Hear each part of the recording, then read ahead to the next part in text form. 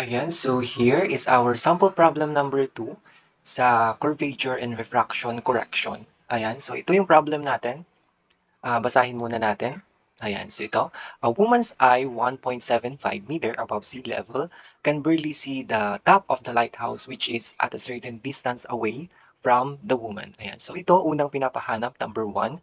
What is the elevation of the lighthouse above sea level if the lighthouse is 20 kilometer away from the woman? Ayan, so dito may figure tayo.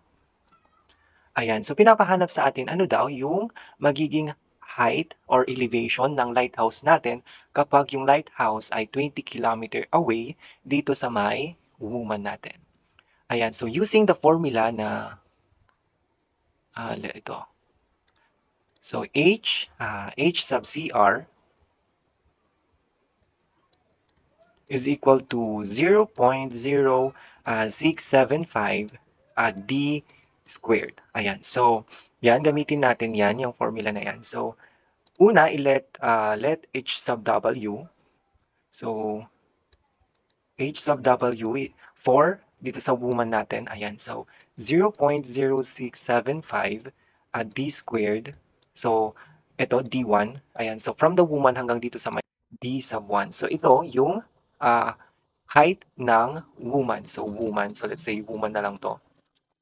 And then, ito yung equation number 1 natin. And then, next tayo is dito. So, H sub 2 will be our height ng lighthouse natin. So, H sub 2 is equal to 0.0675 D squared. Ayan, D sub 2 squared. Ito naman yung for the lighthouse, yung height ng lighthouse natin. So, this will be our equation number 2. Ayan. So, una, kunin natin itong sa may woman. So, H sub W is equal to 0.0675, ayan, D1 squared. Ayan, so may binigay sa atin na height ng woman ito, gamitin natin. So, 1.75 meter. So, 1.75 meter is equal to 0.0675 D1 squared. Ayan, so para makuha yung distance 1 natin. So, D1 square, so ilabas lang natin. Lalabas natin 1.75 meter divided by 0.0675 and then square na lang natin, ayan, para mas madali. So cancel, so para yan makuha natin yung distance 1 natin. So 1.75 divided by 0.0675. So the answer for the distance 1 natin is 5.092 kilometer. Ayan. So, yan yung distance 1 natin. So, para naman makuha natin yung height nung lighthouse natin, which is the H sub 2. So, alam natin na ang D2, D sub 2, ay equal lang siya sa 20 kilometer minus D1. So, dito na lang. So, yung D2 natin ay equal lang siya sa 20 kilometer minus the D1. So, yan, pwede nating gamitin to. So, para makuha na natin yung height ng lighthouse natin. So, H sub 2 is equal to 0.0675 D sub 2 squared. Ayan. So, H sub 2 is equal to 0.0675.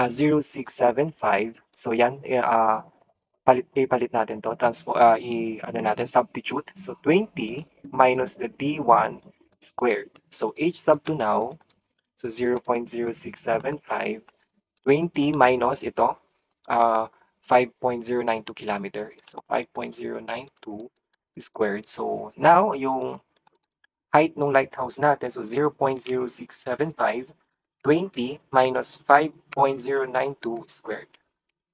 So, ang makukuha natin dyan is 15.002. So, 3 decimal places na lang tayo. So, ang unit natin dyan is meter. So, yan yung magiging height ng lighthouse natin. So, 15.002 meter. So, now, proceed tayo for sample dito. So, problem 2 natin. So, ito. So, ito number 2. How far is the lighthouse from the woman in meters if the top of the lighthouse is 14.86 meter above sea level. Ayan, so pinapahanap naman sa atin yung distance nung lighthouse hanggang dun sa woman kapag daw yung height ng lighthouse natin is 14.86 meter. Ayan, so may figure tayo dito. Ito. Ayan, so 14.86 meter yung height ng lighthouse natin. And then, pinapahanap sa atin itong distance nung lighthouse hanggang dito sa may woman. So, so pwede tayong gumawa ng equation dyan. So, para makuha yung total distance ng lighthouse hanggang dito sa woman, so D is equal to ito, D1 plus the distance 2. Ayan. Itong D1, so D1 is nakuha na natin kanina, which is, anong value nun? Ito, so 5.092 kilometer. So ilagay natin dito, 5.092 kilometer. Ngayon, yung kukunin na lang natin is the distance 2. So para makuha yan, so gamitin natin ito. So h sub 2, 0.0675 d sub 2 squared. So dito, ito yung h sub 2, ito yung height nung lighthouse natin. So 14.86 meter is equal to 0.0675 d sub 2 squared. Ayan, so ilabas lang natin. So d sub 2 squared is equal to 14.86 divided by 0.0675. Ayan, so square na lang natin. So cancel.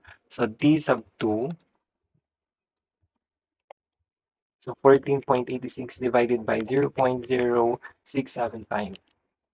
Ayan, so 14.837 kilometer.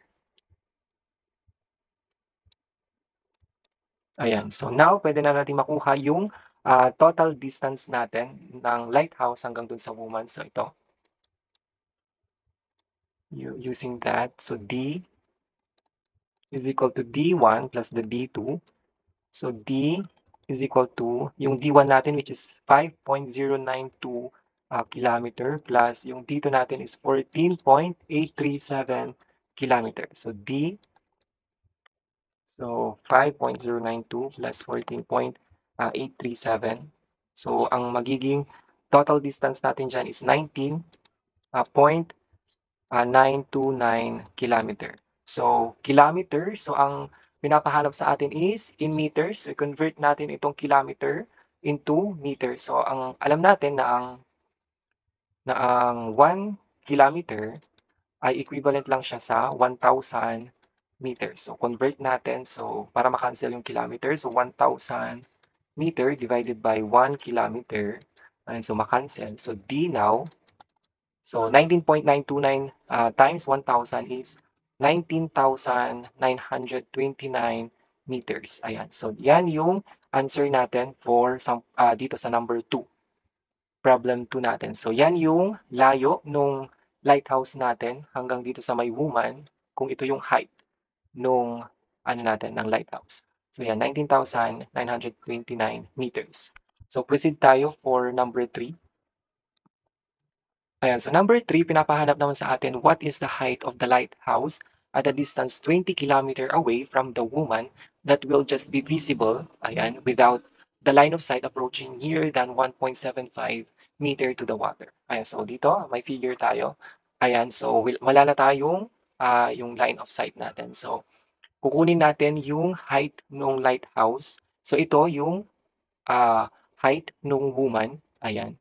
So, kunin natin ito yung mula dito sa may 1.75 meter hanggang dito sa may top ng lighthouse, which is the H. So, para makuha yung total distance ng lighthouse natin, so let's say H sub 2 is equal to 1.75 meter plus the H. Ngayon, kukunin natin itong value ng H natin. Ayan. So using the formula, H is equal to 0.0675 D squared. Ayan. So H is equal to 0.0675. So, yung D natin, the total distance, ito, D. So, from the lighthouse hanggang dito sa woman is the 20 kilometers. So, yan ito gamitin natin. So, times, ito, 0.0675 times the 20 kilometers squared. So, yan. So, H now, so 0.0675, 20 squared. So, makukuha natin dyan yung H natin. So, 27 meter. Ayan. So, now, para makuha yung total distance natin, ng total distance, yung total height nung lighthouse natin. So ito, gamitin natin. So h sub 2 is equal to 1.75 meter plus yung h natin na nakuha is ito 27 meter. Ayan, so h sub 2, so plus 1.75. So ang total distance ng lighthouse natin is the 28.75 meters. So yan yung sagot natin for problem number 3. Yan yung total distance total height nung lighthouse natin. So yan, 28.75 meters. So yan yung mga pinapahanap sa atin for sample problem number 2. So yan.